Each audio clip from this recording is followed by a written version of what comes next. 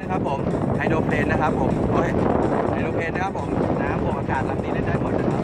อันนี้เป็นงานผมจับรอได้ไหมครับโอเคครับลมมากๆมากไปนี่ครับเดี๋ยวดูงาน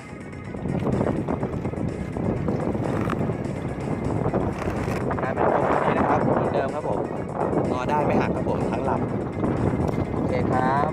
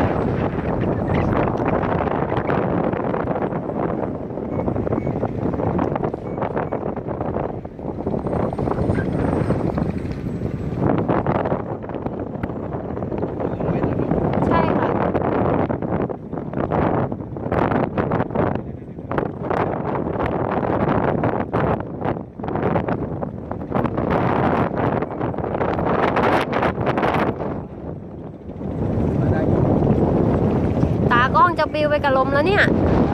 โอ้ย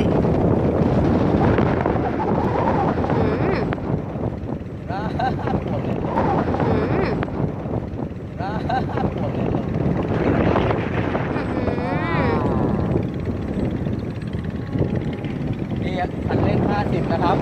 แต่เครื่องบินอยู่กับที่เลยถอยหลังด้วยลงไปแล้วลงแม่ข้างบนก็รู้นะ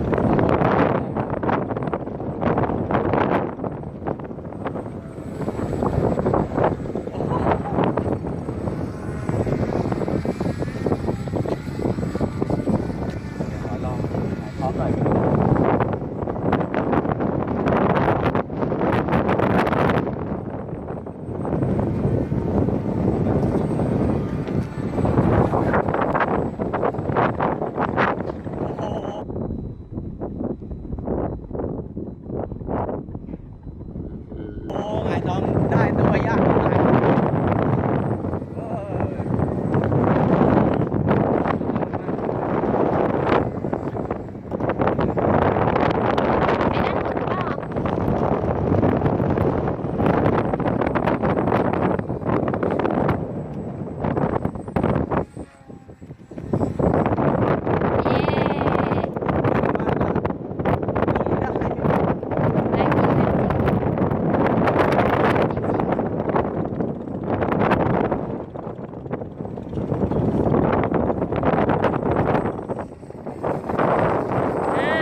เก็บลำนะคะ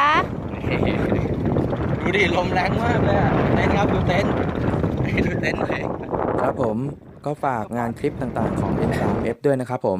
ถ้าชอบก็อย่าลืมกดไลค์นะครับถ้าใช่อย่าลืมกดแชร์ถ้าแคร์อย่าลืมกด Subscribe นะครับผมถ้าไม่อยากพลาดคลิปไหนอย่าลืมกดกระดิ่งนะครับ N3F สวัสดีครับ